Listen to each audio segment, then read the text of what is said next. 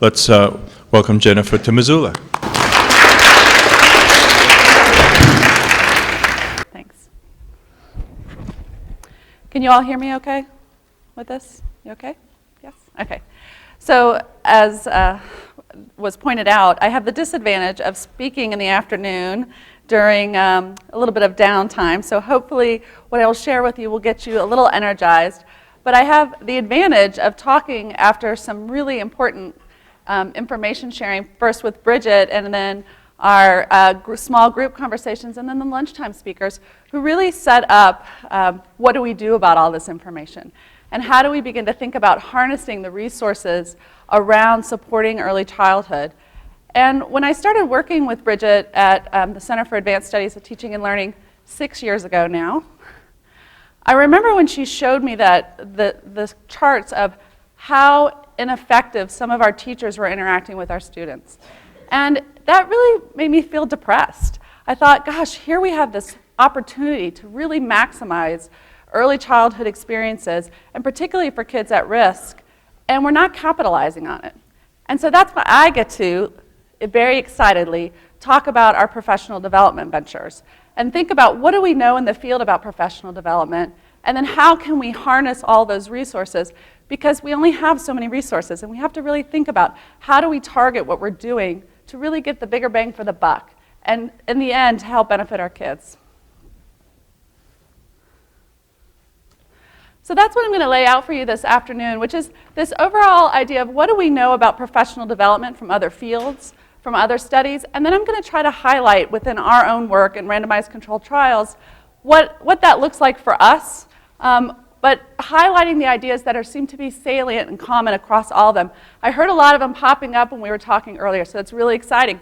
And I think, like this morning, there's going to be examples that you have that fit right into this model, and that's part of the idea, which is what are the lessons we're learning across studies? How do we pull all those together to then move forward as a field? So, in typical professional development, what I'm doing right now is a pretty traditional professional development where I'm sharing information with you. However, you can ask questions. Please do ask questions as we go along. But in traditional professional development, it's really this idea of I'm going to share information with you. Until recently, this is what a lot of the professional development looked like, is one size fits all. Everybody's getting the same information. And that works in some situations. But what Bridget presented this morning really suggests the idea that we need to change the way teachers are interacting with students. So let's just take a look at that as a starting point.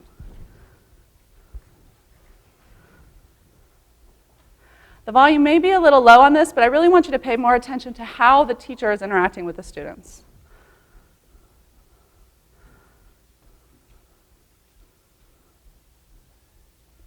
But I can still do it, and I'll bring it to you. Do me a favor first, though.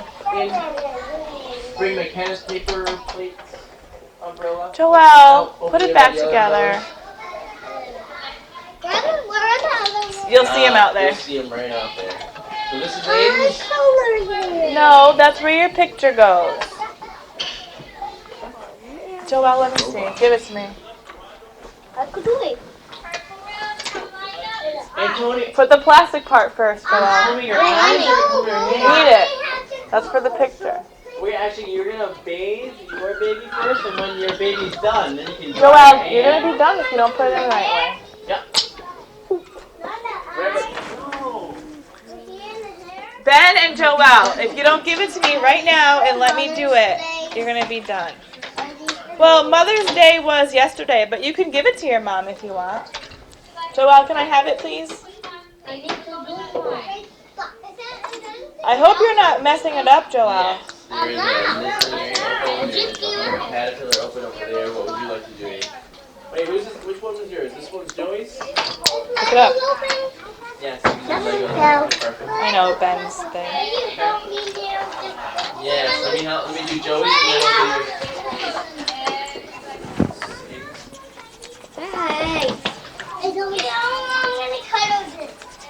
Ben, come on. I almost stepped on you. No, I went to Joelle. You were red, right, Joey? Color it. Don't take it Put that apart. on top of your paper plate, Joel. Joel, How did you do that? Ben. Are you in the right? Uh-oh, I hope you're I sitting see a in the big chair nice and J. coloring, like all my other friends. You think this is going to work very well? You think you should take it out of the rain and press it?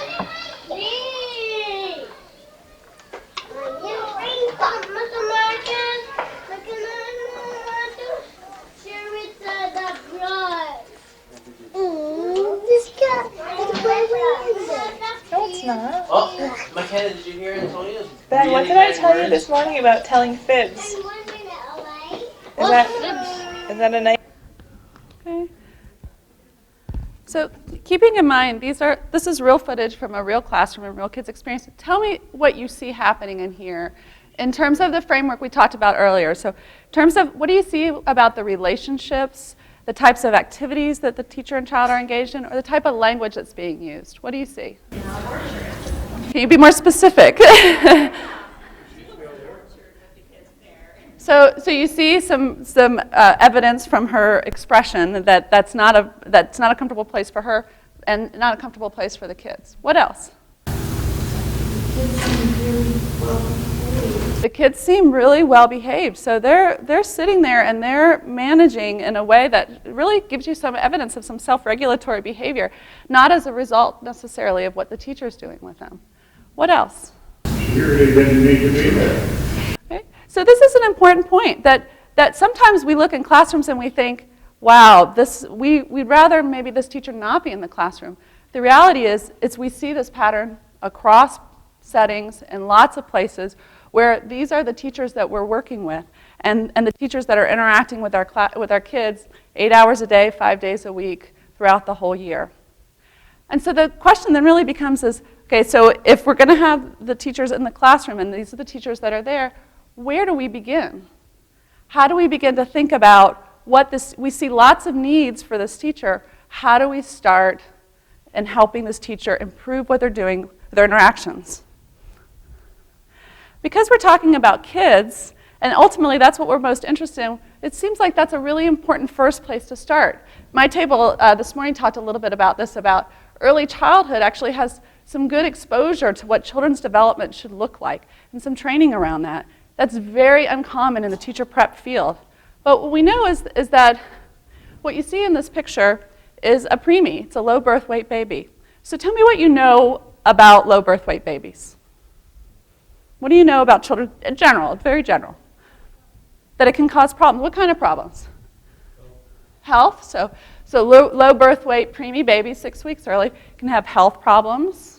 Impact on their brain development. Yeah, so there's some literature out there that really puts them at risk for later on learning problems. What else? Yeah? The developmental milestones that you expect them to reach will be delayed for the first 2 years, so making sure that any expectations are matching to their early birth. Absolutely. So there's this whole pathway that may look different for them compared to other kids.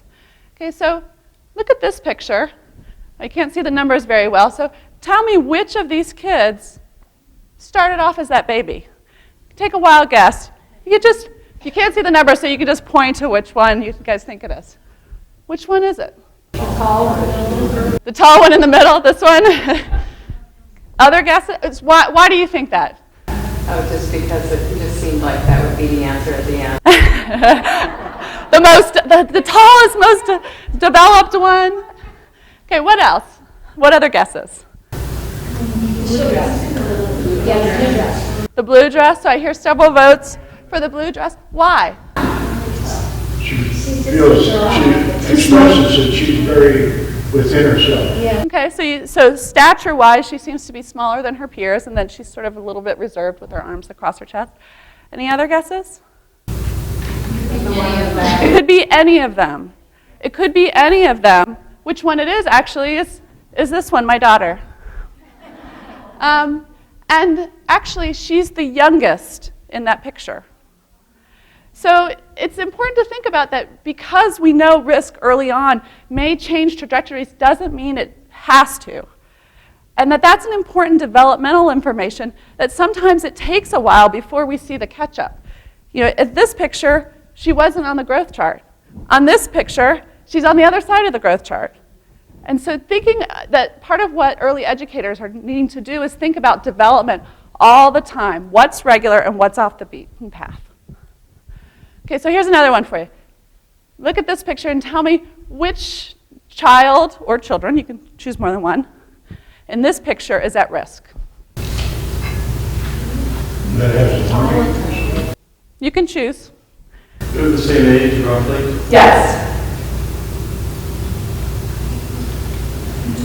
It's a child in the middle. The child in the middle, the one sticking his tongue out? Why? Why him? Just through reaction. Okay, so something about his very out there in front of the picture suggests maybe there's some regulatory behaviors. What else? Anybody else? I heard one in the back. Somebody say all of them. I said all. Why? Because, we're all at risk at different times in our lives. And, we all have the potential to be at risk depending upon our circumstances and our scenarios and, our environments. Absolutely, and that actually is the right answer for this. This is a picture I took in an orphanage in Ukraine. In Ukraine, actually, all these children were born typically developing, but because their families were poor, they were placed in what's called the baby house. I visited the baby house. That's where they go before they went to this place. There was 125 kids there, and you didn't hear a sound. The idea in the baby house was that kids will thrive if they're meant to thrive, and that there were no conversations. And so once they moved to this house, then they're assessed whether or not they're ready for school. Guess how many kids are ready for school? Not many. But actually, this guy is. That's something about whatever he was born with, that he was still able to developmentally at least progress some on his own. So the point here is that looking at kids and understanding their development, that they give us cues, but that a lot of what we know about them takes time to see how fully developed they are. And so part of what we're interested in thinking about professional development is helping teachers tune into the adult behaviors that promote development, and then also become really good at tuning into the cues of children. So it may be a while before we know if the child is going to be able to know all his letters, but there are things that teachers can do that we know are important to contribute to their development. Okay, so what do we know about changing behaviors? Anybody ever have a New Year's resolution? Nobody? What is this? It's not a Montana thing? You don't do resolutions? Anybody ever break a New Year's resolution? Okay? It's really hard to change behavior. And so we've looked to other fields to get some information and ideas about how do you change. I mean, we're saying teachers need to change the way they interact with students. So how do we even begin to think about what it takes to change? One of the fields that has a lot of information, this came up earlier about psychology, is that what we learned from counseling is that change can happen in intense, ongoing collaborative relationships. So in the role of supportive interactions, that when you focus people individually on specific practices, they're able to change. So my current favorite example of this, anybody watch The Biggest Loser? All right, you can admit it, it's all right. People watch American Idol, everybody's got their own little reality TV thing. So what do you know, those of you who watch Biggest Loser, what is it that happens in that experience that creates change? Think about what you notice in that. What happens? So what happens? They gain confidence. So part of what's happening is you see this trying to change behavior and they begin to believe they can do it themselves. Well, what helps to get them to that point? Support and accountability. So what is the accountability in this case?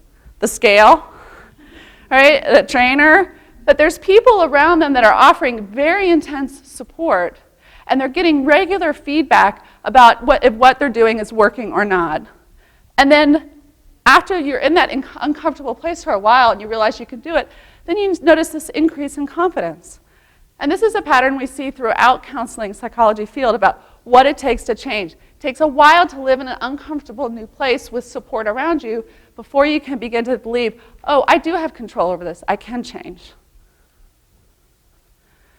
So another area we look to for thinking about how behaviors can change are sports.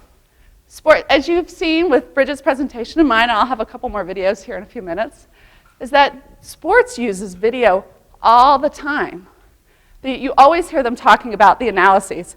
So sports teams use video analysis to learn plays, to study teams.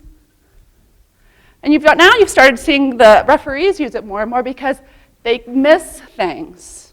They miss things that are live. And when you're able to capture something on video, you're able to go back, look at it, analyze it.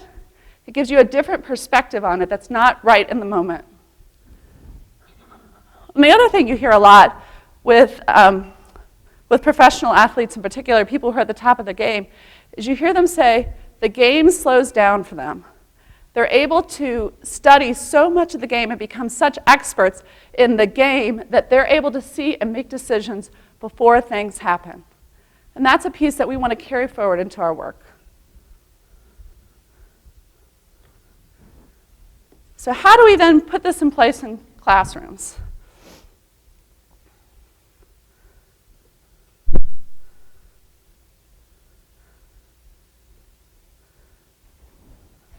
So look at this classroom and think about what it is that this teacher is doing that is supportive of development.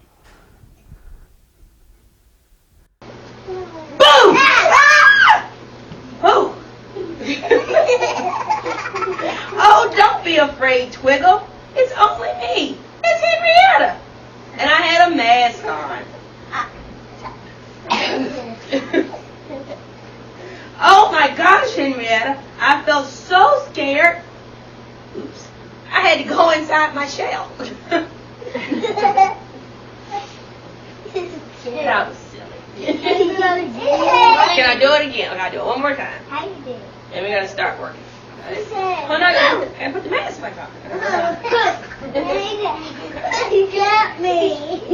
Okay. And that's the feeling we're gonna talk about today. I didn't even get to say it.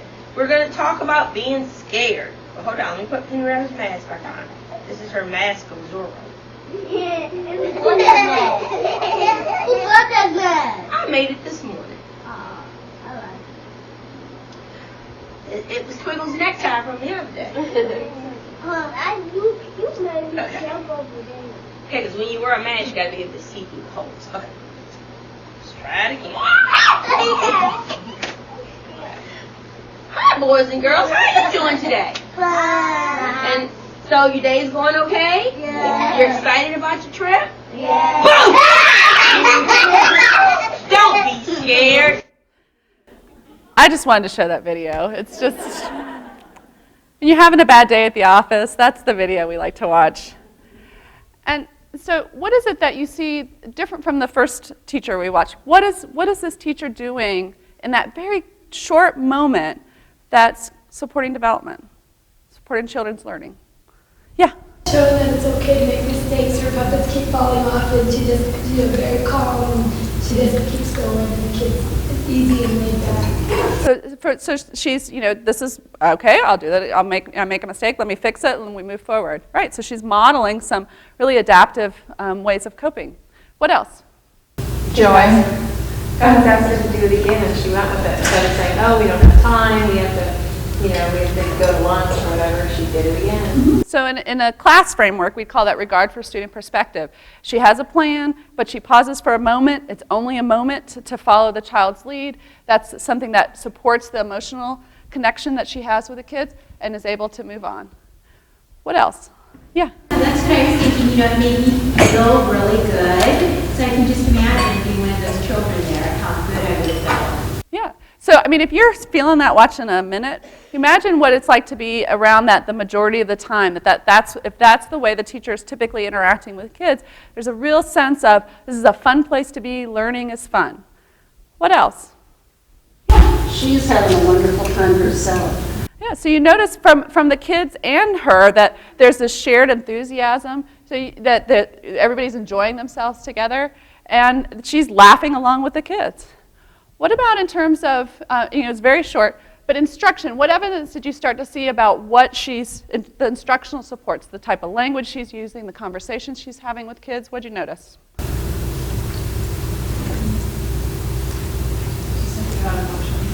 Clear, simple, and interactive. Okay, so first is she identified some emotions. So so you hear a little setup of we're going to talk about feelings and that there's some idea of a concept and that she's talking, that there's a back and forth exchange that's happening in that.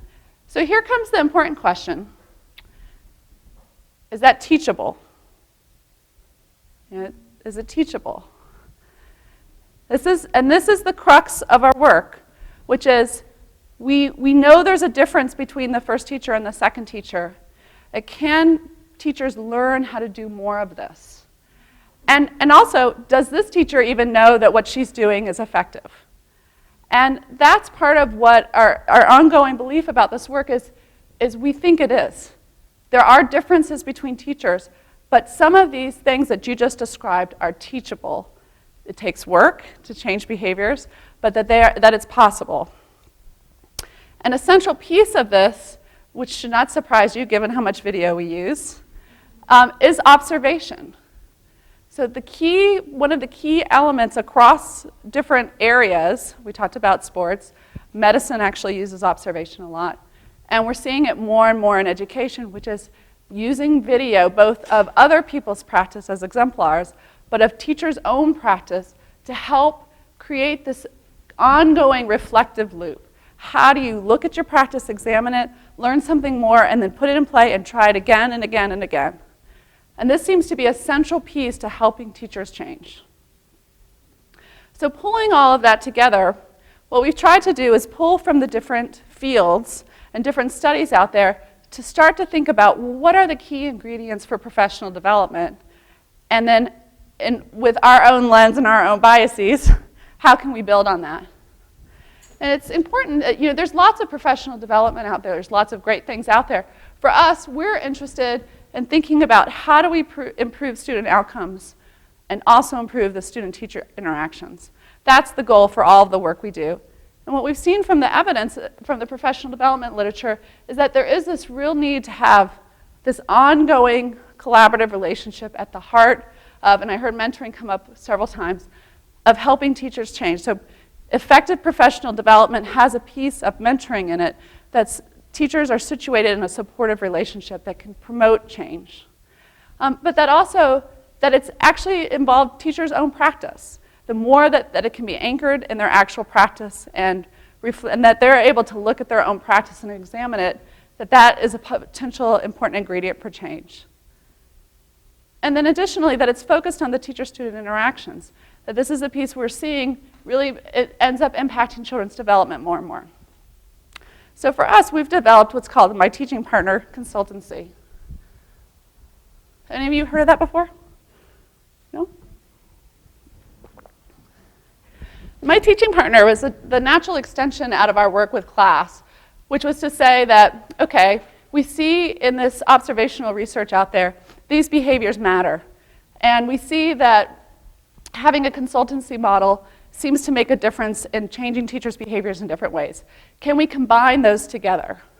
So what if we help teachers focus on the types of behaviors that are identified in class, specific observable behaviors that we think relate to children's development, and we have that situated in their actual practice?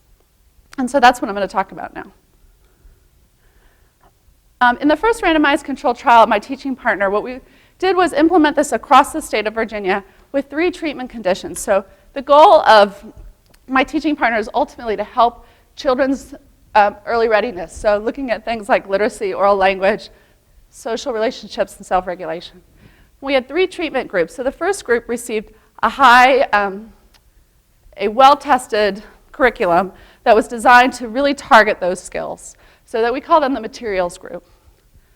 And then another group received website access, which I'll show you, but all these videos that you're seeing come from our website. And then a third group also received a consultant. And what the idea for the study was to look at how can we help teachers become better observers of their practice? How can we help them evaluate what's happening in an objective way to help them increase their intentionality? You hear that word pop up a lot in our work. What's your intention here? What were you intending to do? And also then to help them feel more effective so they know what's working so they can replicate it. And ultimately to be more effective in their implementation of activities. So the My Teaching Partner website looks like this, or looked like this for this study. And what you see is that teachers could go on at their convenience and find a host of different resources. Everything from examples of book reading to activities they could print out to go with certain books. And then under the quality teaching page, for each dimension of class, there are video examples along with text that say, this is what is effective in this video example, to serve as a model for teachers. And then for those teachers who were in the consultancy condition, what they did was they taped their practice. They would send that tape to their consultant. So all this was done distance-wise. All the consultants were located in Charlottesville, but teachers were located across the state. And the consultant would edit it with a very specific formula. So the idea would be they would draw the teacher's attention to something positive they were doing in the classroom related to a specific dimension. And then they would also challenge them a bit, say, okay, what else could you have done here? We call that so it's a nice work is the first one for the positives. Then let's look, and then making the most of activities. So the idea was to help each time the teacher would be focused on specific types of things they were doing in their interactions. From there, they'd put it up on the website. The teacher would go, read the questions, look at the video, and write their responses. And then the teacher and the consultant would have a conference, iChat, using iChat for this study. And then from that, they would develop a treatment plan or an action plan that the teacher would then try to implement for the next taping. And this happened over and over again throughout the academic year. And similar to the work we've talked about between teachers and kids, that there were some key elements that drove this work. One is that relationships matter. Teachers and children's relationships matter, but the consultant's relationship with the teacher mattered. And that it was very important to develop that very purposefully, and that it was genuine, that really served as the cornerstone to the work that they were doing. The second principle is that there are right answers. We don't want to do gotchas. Teachers have limited time. They're doing a lot of hard work. We want to help them see what they are doing well, see what they can work on, and be able to move on from there. There's so much going on in the classroom. The more that we could help them focus on what's important, that seemed to be a really good use of their time. But the third is an element that can be tricky, which is that challenge leads to growth.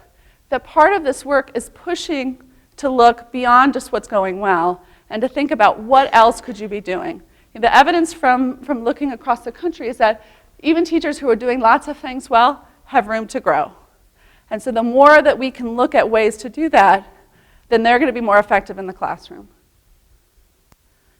So I just want to use, just as a case example, the story of Michelle. So this is a very common story that we saw across teachers, which is here we have an experienced pre-K teacher who's really good at connecting with kids, has an organized classroom, things run smoothly, but that she was missing opportunities to expand learning. So that the instructional supports in particular, the ones that we know, if they just shift a little bit up, really net gains for kids, that wasn't really happening in the classroom.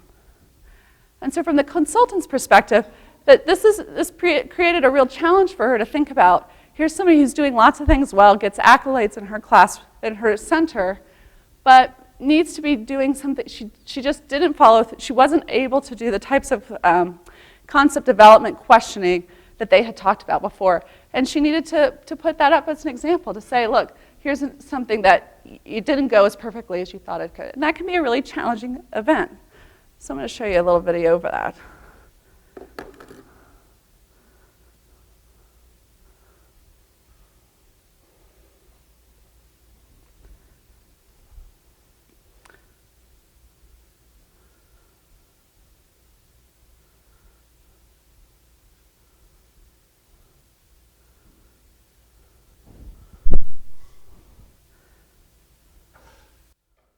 I think that's pretty good. My mommy washed them for me. Your mommy did that? She did it.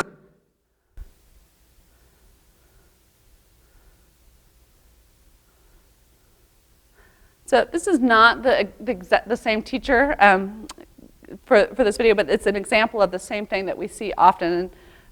We didn't have a release for that video, so I'll show you one that's very similar and that we see consistently.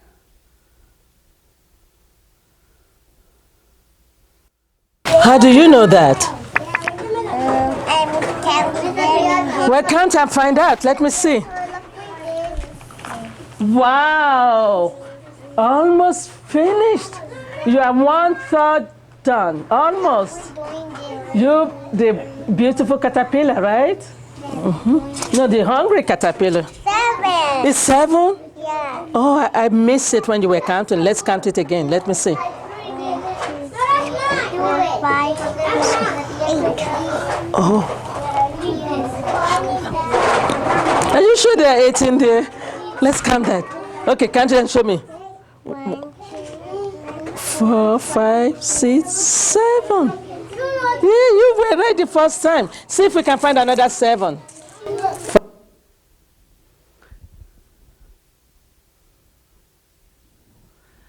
So in this case, again, it's connected relationships, supportive relationship. The classroom has lots of interesting things.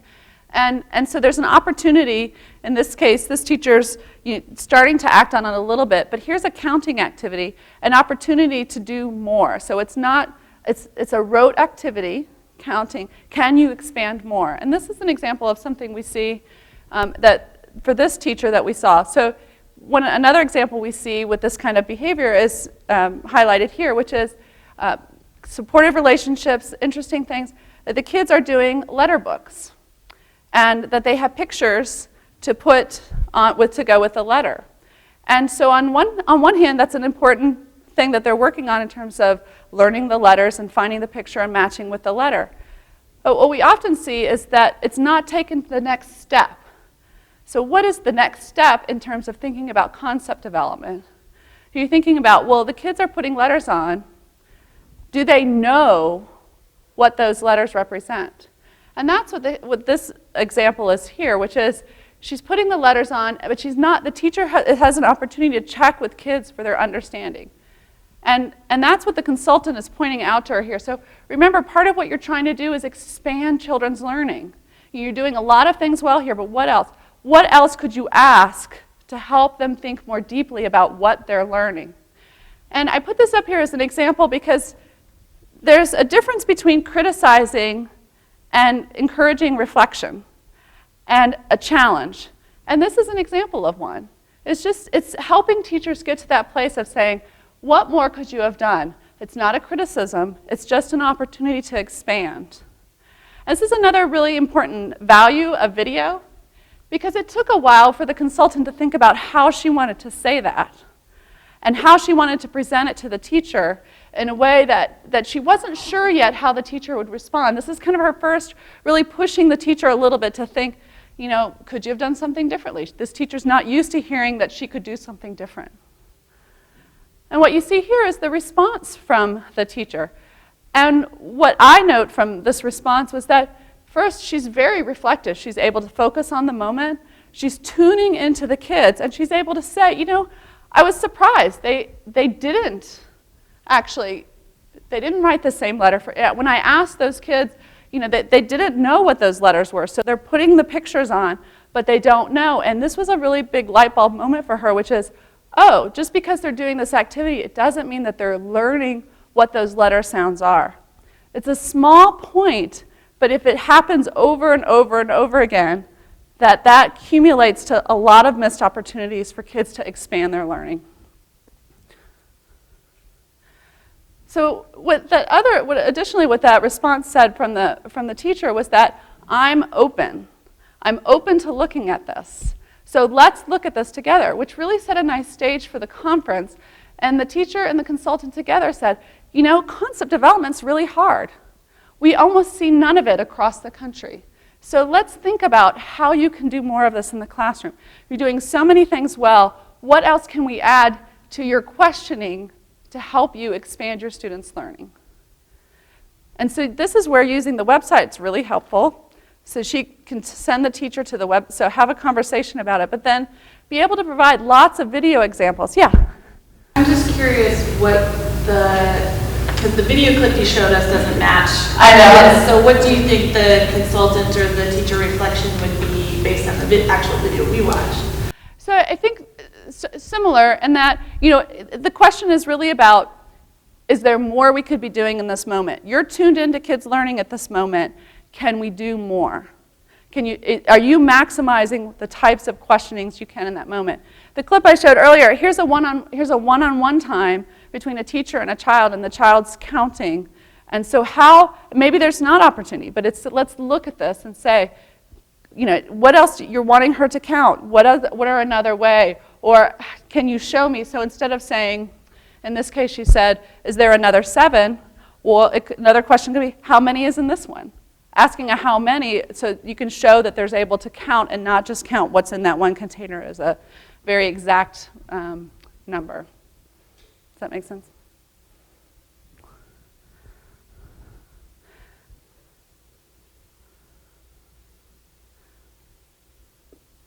So this is an example of a concept development video that's up on the website.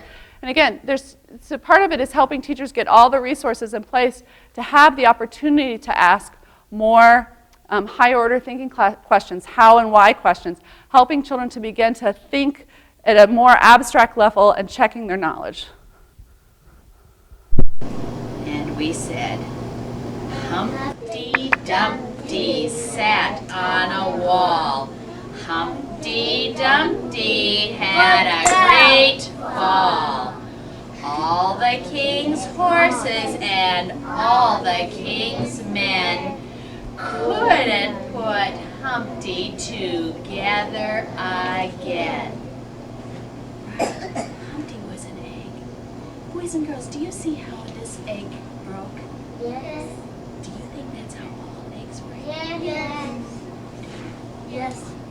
We're going to try a little experiment today. Yes. We're going to try a little experiment today. You need some, Because you need the I keyboard. brought an egg. I brought a real egg. And we're going to see how a real egg would break if it fell. Okay. Are you ready? We're going to see how a real egg would break if it fell. All right? So there's our Humpty Dumpty. Oh, are you ready? Yeah. Okay, we'll say it. Humpty Dumpty sat on a wall. Humpty Dumpty had a great fall. All the king's horses and all the king's men couldn't put Humpty together again. Oh my goodness. What?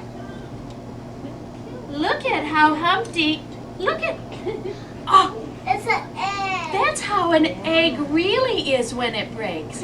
My egg was fake, wasn't it? It wasn't real. But look, this is what a real egg looks like.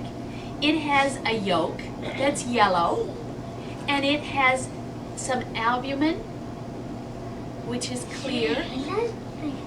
Get another one. And that's what an egg looks like when it breaks. Do you see? Break it. Do any of you ever have an egg like this at your house? Yes. Yeah, a lot of us have eggs like that. And look when it cracks. It breaks into small pieces, doesn't it? Do you see all the cracks? I'm going to show you. I'm going to bring it around and show you all the cracks that are in that eggshell. Do you see all the cracks? That's why it would be hard for all the king's horses and all the king's men to put that egg back together again. Because do you see all of the cracks that are in there? You see how it cracked? It got all cracked. I know, look at that. Okay, well guess what, girls?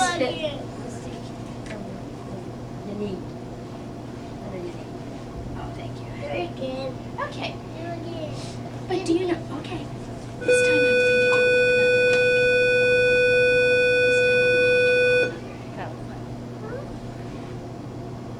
All right, are you ready?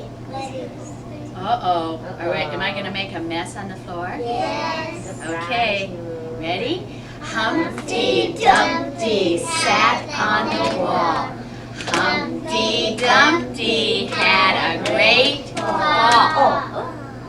It didn't break. Oh, let's try it again. Ready?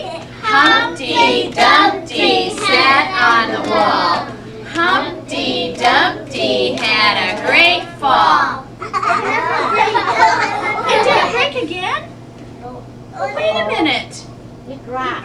What's the matter? How come this one, when it broke, all the inside came out? How come this one, when it broke, nothing came out? You gotta do it on that. I got it.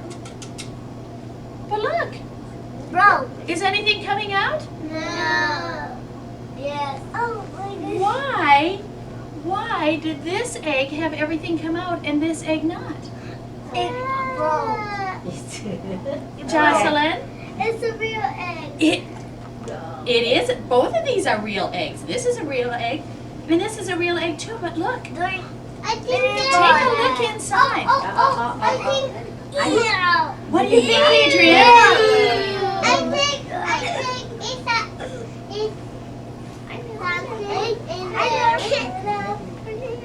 You think what? I think that it's cooked already. You think it's cooked already? Do you think it's cooked already? Yes. Could that be maybe the reason? It's already. It could be. Okay. Well, Okay, so tell me what you notice about, so thinking about concept development in terms of, these are thinking about predicting, thinking about linking children's previous knowledge. What do you see in her doing this? What do you notice? This is one of our exemplars, so there's several examples in there. What do you see her doing? The answers aren't in there.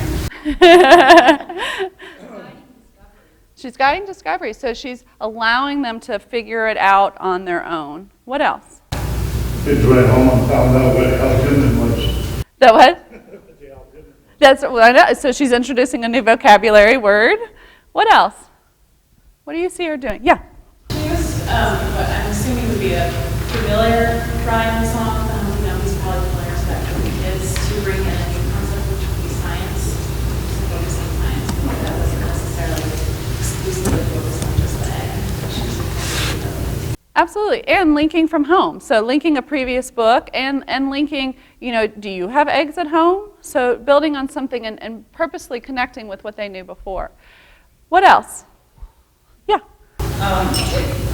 When she's doing the story again and again, you saw at first that it was very slow, and then they started to add rhythm and phrasing to it, so she's modeling phrasing and more expressionist.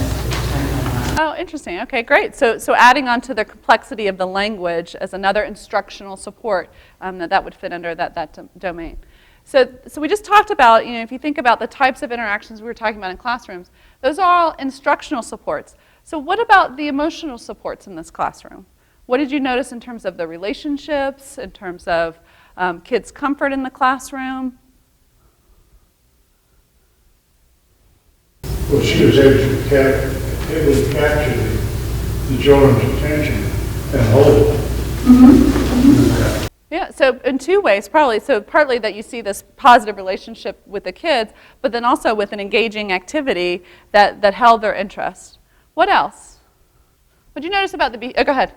Well, I loved that she let both the more vivacious children participate, but she was patient for those that didn't sit back, and she waited for a response. So she showed some sensitivity in the moment of allowing some wait time and then also balancing across different people to get their answers. What about behavior management? What did you notice in terms of the behavior? So, and you did see this teacher a little earlier with her, so you know that she has got some behavior management in place. That kids are sitting, listening, and part of it that they created the scene to be able to do that experiment. Other things you noticed? Behavior management, a lot of it came from her respect for them, and she was modeling that, and they were respectful of that. So part of it, again, is this, I'm modeling for you, and that the kids are mirroring that back, and she's giving attention to it. Yeah. Maybe someone over there already said this, I couldn't really hear, but for the most part, the children were sitting crisscross, applesauce. But she allowed there was a child close to her who did a couple of spins, and a couple other kids were, and she was okay with that. She let that go. So in using our class brains, we talk about that as regard for student perspective. So having some flexibility in their movement that doesn't disrupt the activity, but allows the child to have the movement necessary to continue to participate. Yeah. I'm just impressed with how a content focus can play into management of the class, because they were all focused together on solving a problem. And so there's that interplay of the management of the classes with content. Great point. So it's almost firing on all cylinders, that they're working together. And this is part of what reflects the complexity of classrooms. There's a lot of things happening in classrooms. But when they're all being attended to and we're doing things that are interesting and engaging, that really tends to help have less behavior problems. And so this is an example of one of many videos up there that this teacher was able to look at and think about, wow, this teacher was already doing a lot of things well. Not the one that we just showed, but the one that's in the consultancy. And so all she needed was just this little extra element of how do I then push the questioning a little bit more without losing what's appropriate for the kid's development in this. And of course, because kids always love to give you opportunities to show your skills, in the very next taping that she had one of these moments. So she said, I'm going to work on asking these different types of questions. And they had a board up here where there was different letters, and the kids were given a card, and the idea was to find where that card matched with the beginning sound. So you have, in this case, the kids have, the question is, the child has pumpkin.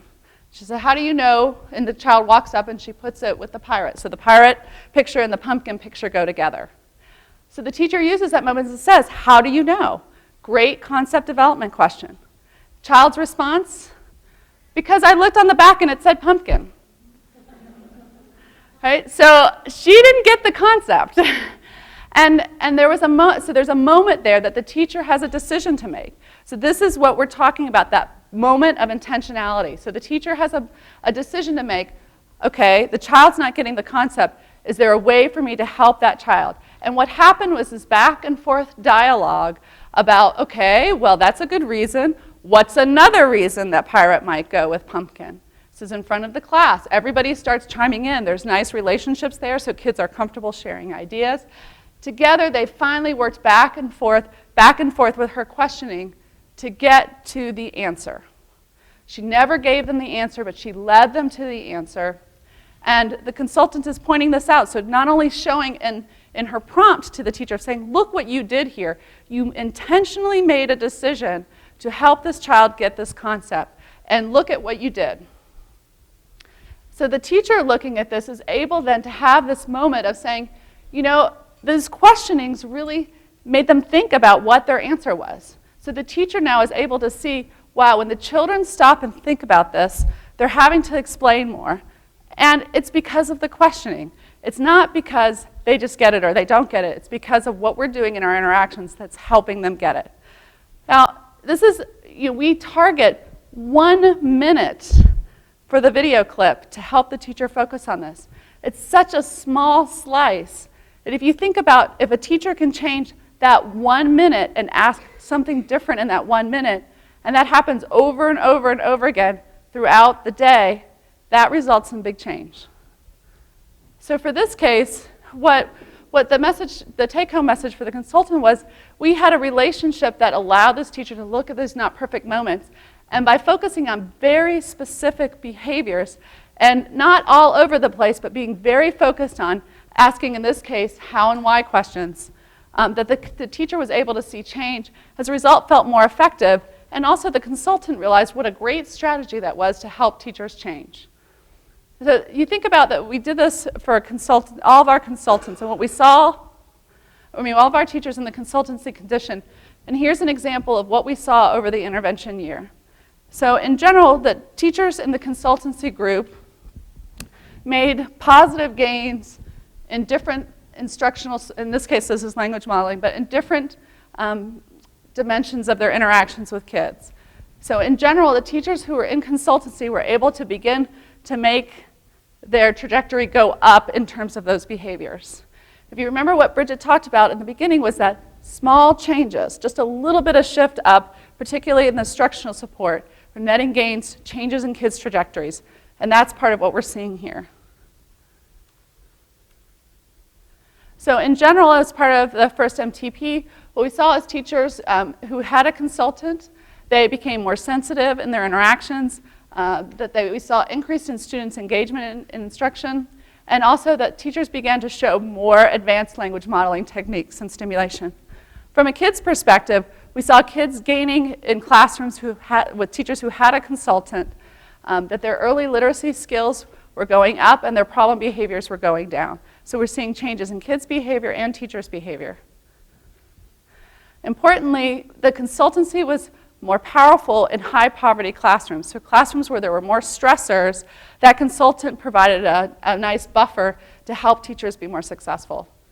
And we also saw for teachers that did not have a consultant but had access to the web, so had access to video examples, actually helped improve their quality as well.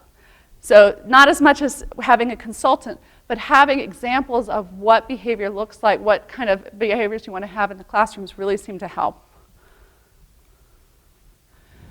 Yeah? Are the videos free, or is it open source, or is it a site-based fee, user fee? So that's part of what Bridget was talking about earlier. We can set up, in this case, it was part of the study, and it was developed for a study. So it's being folded into the nonprofit now, where people can get access to that. But there's lots and lots of ways for people to use video. The flip cameras, I heard people talking about those earlier, that using video seems to be a really powerful tool. And in addition to what we're using, that there's ways to get those resources out there. Other questions? Yeah? Is the consultancy all via email or something? There is no personal one-to-one observation? Yeah, so it's one of the things that we were interested in looking at, which is can we do this from a distance? The first My Teaching Partner was done in the state of Virginia, where, did you guys have one meeting initially? Yeah, there's usually an initial meeting between the consultant and the teacher. And that's it. And then everything else is done via iChat for this, and in our current study, it's actually all on the phone after just one meeting. And what we found is that there's been actually a couple of studies that have looked at can you form a relationship with your consultant distance versus being live in the classroom, and that that there hasn't been any evidence that there's differences, that it's really, you can do it effectively either way as long as you're intentional in trying to form that relationship. What we did find, however, was that there's differences in how much teachers were using the intervention. So how much they were using the website, how much they were talking about how they prepared for activities or responded to prompts. And that wasn't that surprising that teachers were reporting differences, and we saw differences in how they were using the intervention. What was more surprising from our perspective was the consultants' variation in the implementation. So here we have all the consultants located in our lab, and we're a research study, and we think we're doing things pretty systematically. But we noticed differences in things that were related to the consultancy that we weren't sure how to do with the teacher or the consultant. And that brought up a concern, partly because the research out there is it's really hard to find treatment effects. It's really hard to find differences in studies.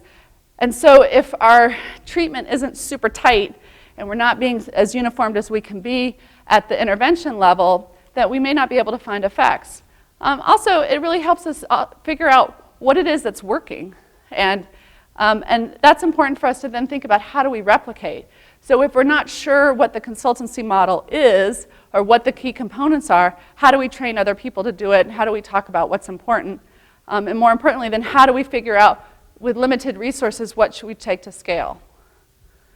To give you an example, the nice work prompt, so the idea is to focus a teacher on something positive that they're doing. related to class dimension. You notice that the first prompt and the second prompt have very different elements. In the first prompt, it's a positive prompt, looks like you're having fun, nice to see you stop and talk to the children. What other times in the day are you able to stop and talk to the children about their interests? Well, that's positive and that's interesting, but it's not as focused as the second prompt, which is saying, okay, let's talk about here. A teacher who has high regard for student perspectives will follow the lead of children. So there's a teaching moment here, and then there's a very specific example of what the teacher's doing, and then a question, how do you see the children responding to your regard for you here? Focusing the teacher on that very specific moment in the clip. And so this is a very important difference of thinking, well, gosh, if we're not directing the teachers in the same way, then we might be missing opportunities to help them change. Part of this helped us inform the idea that, and I heard some of you say this earlier too, which is the consultant's role is really important.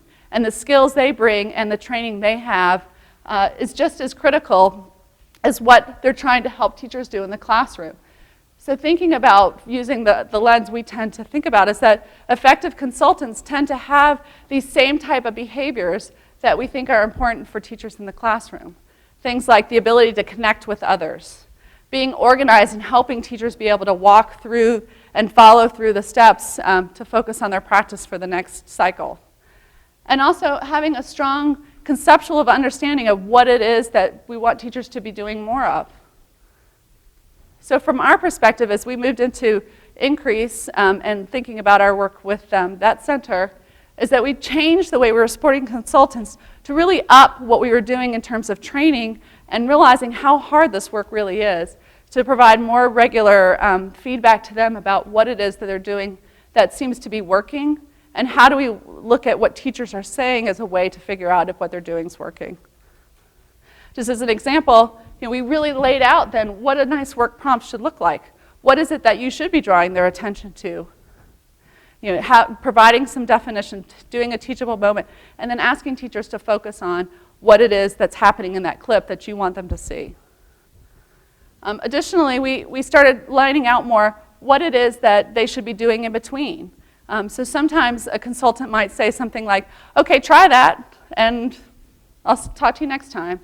Where other consultants were much more specific about saying, no, what I want you to do is I want you to read some more information here, I want you to watch this specific clip, and then I want you to try to ask a series of open-ended questions in your next book reading. That it seemed like asking more specific and providing more specific components helps the teacher then figure out what to do next. So that's part of what's rolled into our work as the National Center for Research in Early Childhood Education. We were funded as a center through IES a few years ago. Bridget briefly mentioned who our core people are. We have lots and lots of great people working on this study. And as part of the center, we're using these same principles to guide our work. So this idea of teacher-child relationships are critical, important, and that we want to continue to focus on effective behaviors that relate to kid outcomes. And that's continuing to be the driving force of our work. And that additionally, that language and literacy are important gatekeepers for children's success, that those develop most effectively through teacher-child interactions. So within this professional development study that we have underway right now, what we were interested in is expanding on what we've already talked about. So we know there's a need for targeted and effective professional development. And some of the evidence I've showed on MTP and some other studies out there, studies that have used randomized controlled trial format, have said, we can help teachers change their behaviors that directly impact kid outcomes. But most of these are very intensive types of professional development, and there's less evidence regarding coursework. And that coursework may serve as an easier way to replicate and scale up the resources to different types of teachers. But we're not sure, and there's been limited evidence to say, can coursework do that? Can coursework change the way teachers interact with kids? So as part of our research design, what we are currently testing is that first, our teachers can be assigned to take a course or not, and then following the course, if they have, then they're reassigned to having a consultant or not. So we're looking at the idea, can a course alone help teachers change the way they interact with students? Can the consultancy alone, or can a combination of those two things together give us more bang for our buck? Right now, we're in the consultancy phase still of this test, so I'll just talk a little bit about the course phase. One of the things that we've learned from this work and work of others is that we're still focusing on professional development that ultimately improves kid outcomes, and thinking that that goes through teacher-child interactions, but that the teacher's belief and knowledge plays a key part to thinking about how they change the way they interact. At least that's what we're testing. And in particular, for our study, is that we're interested in how teachers think about the way kids and teachers interact, and also how they think about language and literacy.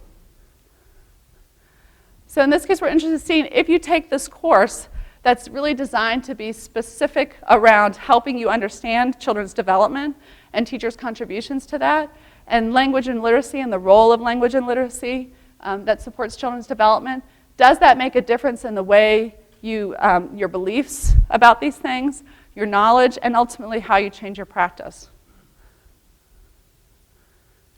And not surprisingly for us, the course is built off, and the objective is to help teachers be very specific in identifying the types of behaviors that matter for kids' development, and to be able to evaluate their own work and others' work with using that very specific lens and focusing in on the behaviors that we know relate to kids' development.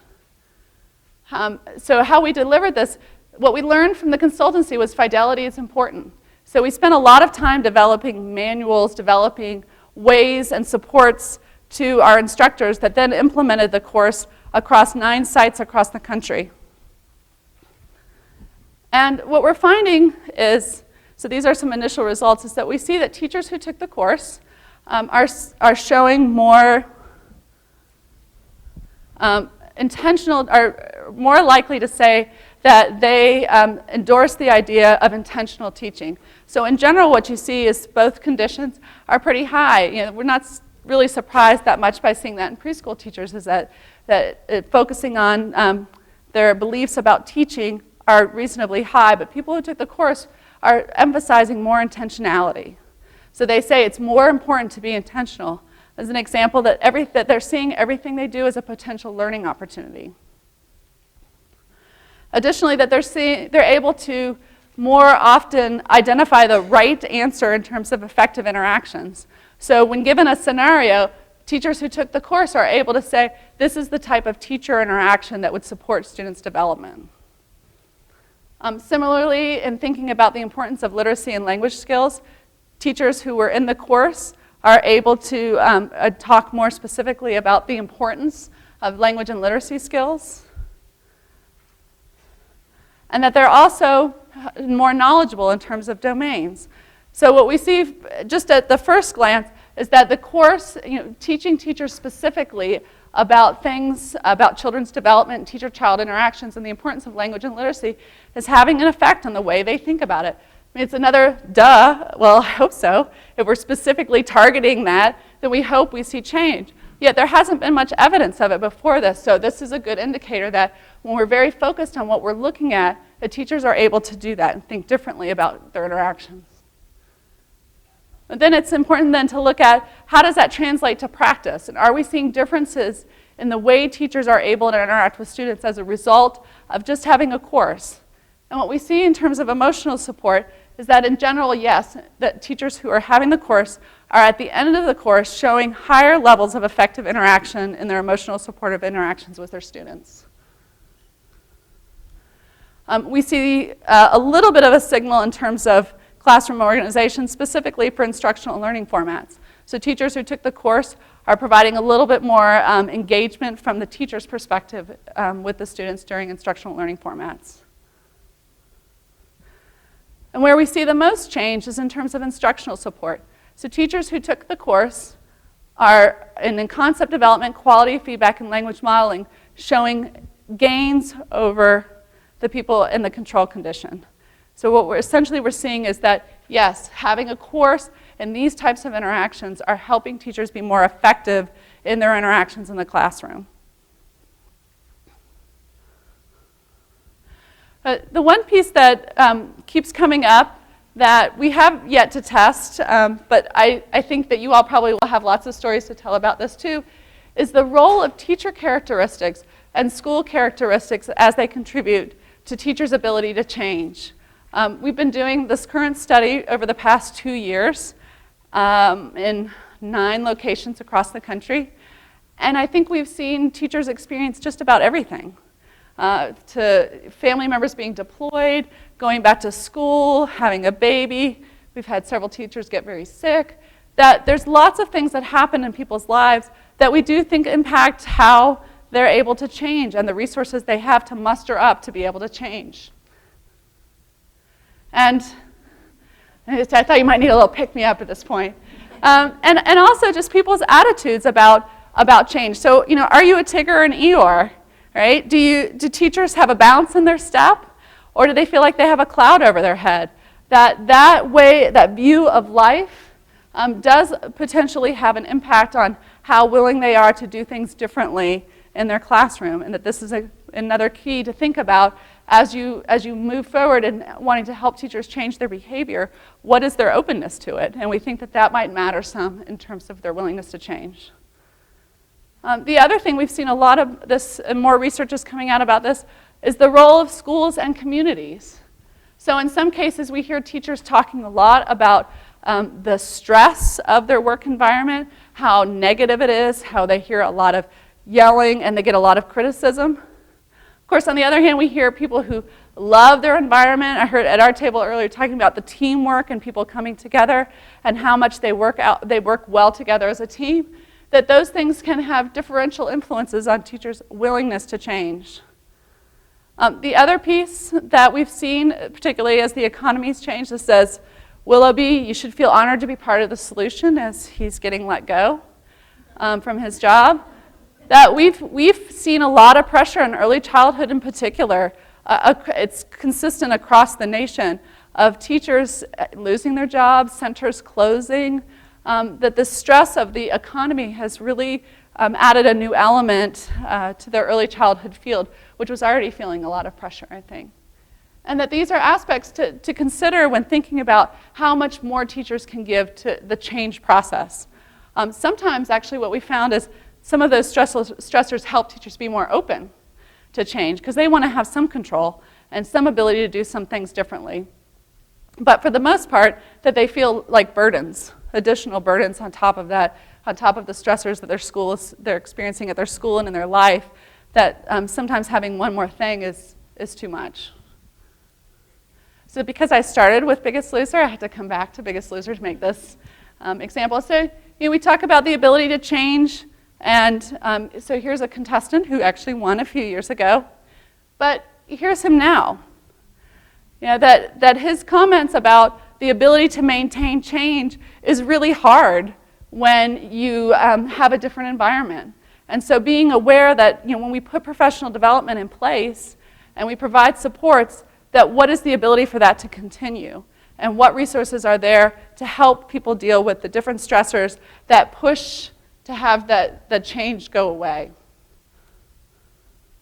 And as an example of this, to pull all these together, is just one more case study that talks about, here's a teacher who had the course and the consultancy condition, and that also on top of that, so lots of resources in terms of professional development support, but then also lots of the negatives in terms of got a demotion because of the changing in state regulations in her state.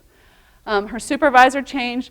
She felt her coach that was coming into her classroom, separate from our consultant, was negative, and lots of negative energy around the classroom. So on one hand, she's able to say, based on her experience in the course and the consultancy, that positive interactions matter, that I want to do a good job to support children's development. When you watched her video, you saw a very different picture. That she couldn't pull herself out of the negativity with the children, and that she could say in an intellectual way what should be happening in the classroom, but was really not able to implement. And after talking a lot with the consultant about how to deal with this, because she felt like she had a strong relationship with the teacher, that she was able to intentionally, we love that word, to point this out to the teacher and to point out what the teacher felt like when that negative coach came in her classroom all the time, and how that felt really terrible, and be able to help her see that what she was experiencing, she was actually passing on to the kids. And that teacher, that maybe it was one of the teachers that probably maybe shouldn't be in the classroom anymore, but she was. And so the consultant stuck with her to help her think about, this has got to change. You've got to have something different. And being able to help her see that what she was experiencing, she was actually passing on to her kids too, was a real light bulb moment for her that then created an opportunity for her to change. And so this is just a wrap-up quote from her as the end of the year has changed, is coming to an end, and that she was able to say, I've been able to, because of this work, it's been hard, it's been really challenging, but in the end, she's been able to focus more on what she's doing with the kids and to help each child's individual needs and connect more with parents. So she was able to expand out of realizing that these relationships are all connected. And that part of it took a long time and a lot of resources, but that it was worth the investment for her to stay in there and to be able to change those interactions to support those kids' development. So in sum, change takes a lot of time and a lot of effort, but the teachers and the students are worth it. This is our future, and it's hard, and it can be dirty work sometimes, getting into some really challenging situations and dealing with some hard stuff, but it's worth it. But we don't need to reinvent the wheel. We have lots of knowledge about things that work well. We have lots of knowledge in the field about things that, ideas that have worked to help change teachers' behaviors, and we should build on that. It's great when we can have innovation and come up with new ideas. But we also want to benefit from the research that's been done already and make it go further and take the next step with it, not necessarily going in a totally different direction. That it's important for us to pay attention to the implementation, both at the teacher level and at the intervention level, and the supports and hindrances. So we want to be paying attention to, just because we provide support, are people taking advantage of it? Are they using it? And are we implementing it in a way that we think is good practice?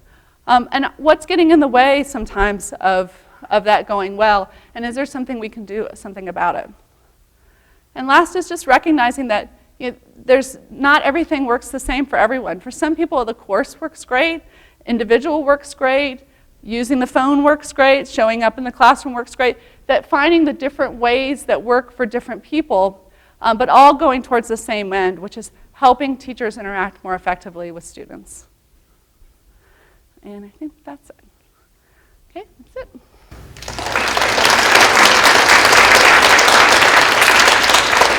So questions? I have a few minutes for questions.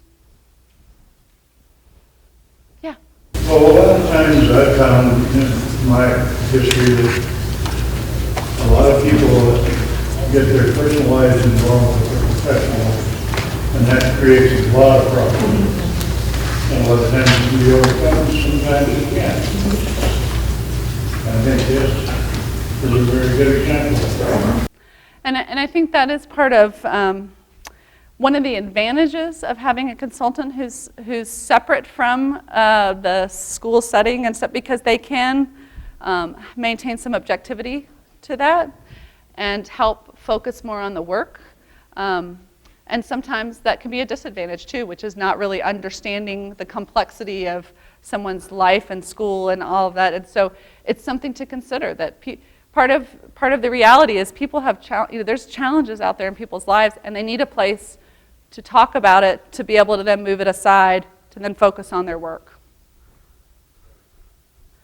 I was just curious, sometimes, and I'm sure we've all worked with those teachers periodically, where maybe they really are not the good fit that they think they are with children. Have you had maybe say, oh, I was doing this, it looks like this isn't a good fit for me, or you guys saying the same thing to them? So it's a great question. So the question is about, so you're working with a teacher who it's really not a good fit for them, teaching in particular, and do you help them make that realization sometimes, or do they make the realization? And I think that our frame is, we're really fortunate to be in a supportive role and not an evaluative role. And so we don't have to make those decisions.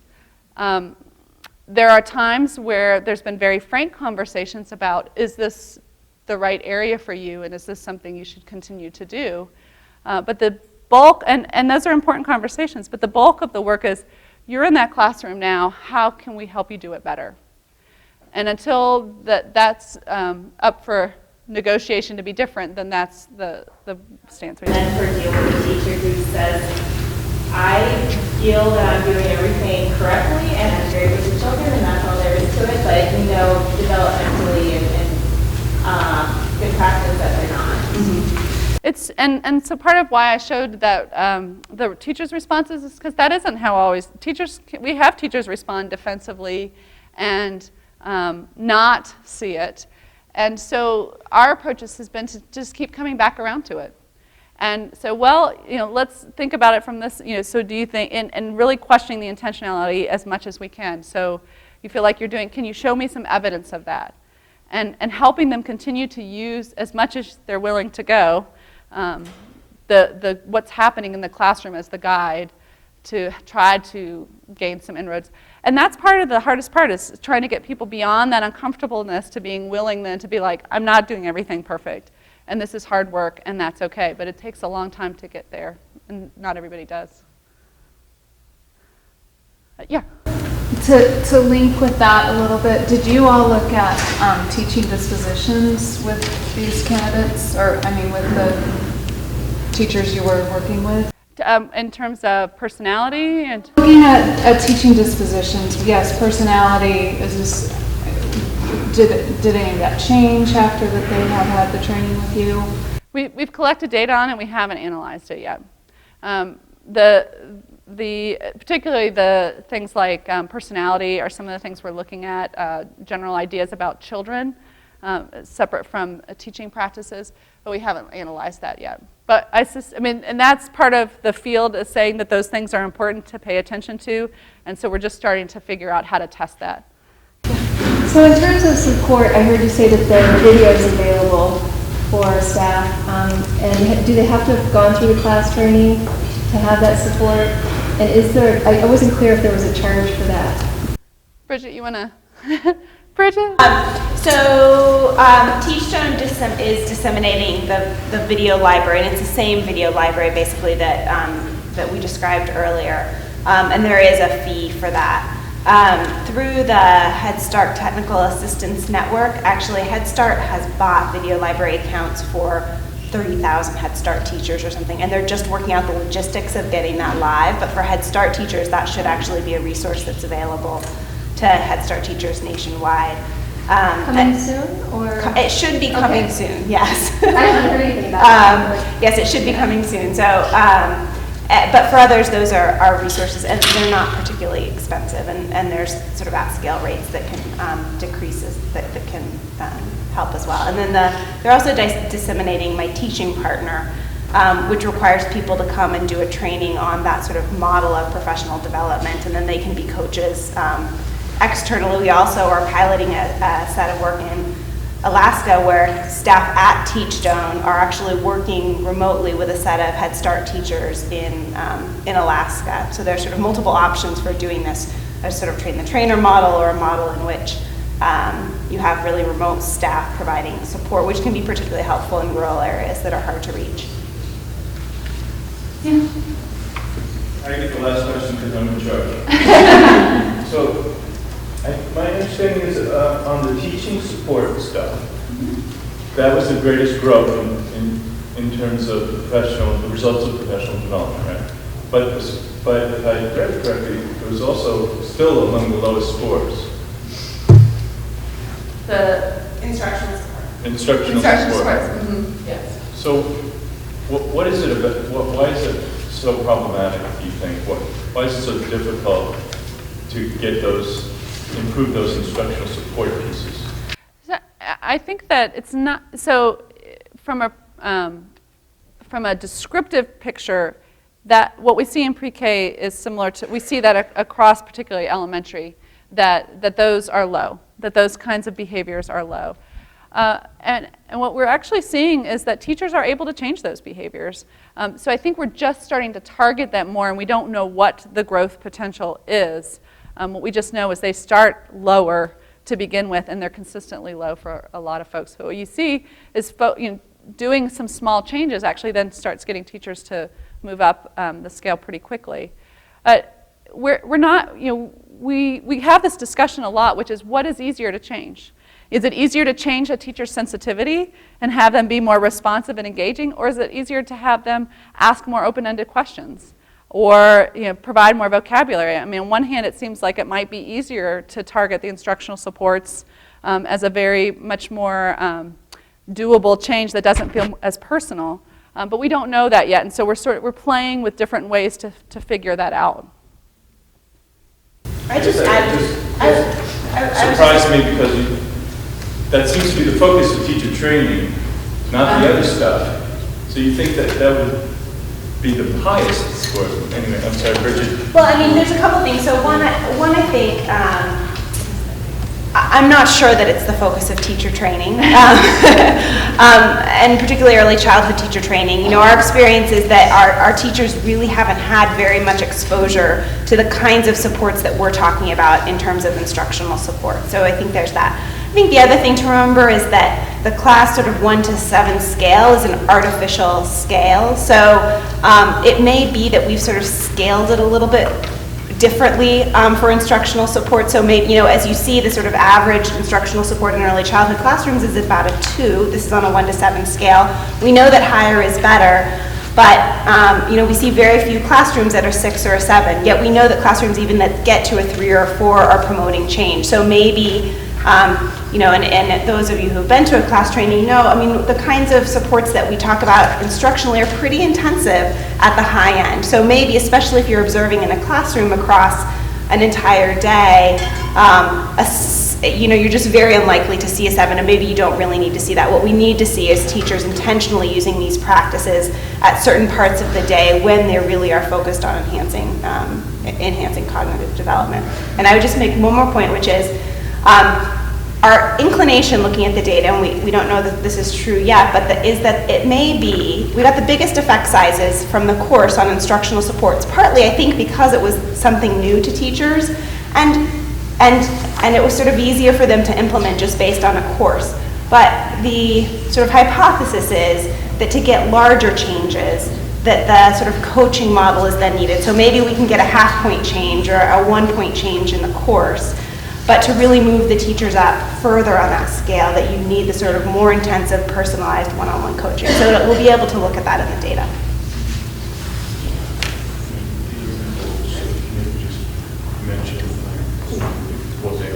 Oh, okay. So Bridget, the increase in focus are in their folders. Do you want to talk about what those are and the effect of teaching? Yeah. So there's, I think, 3 things in your folder. Bridget, can you come up to the mic?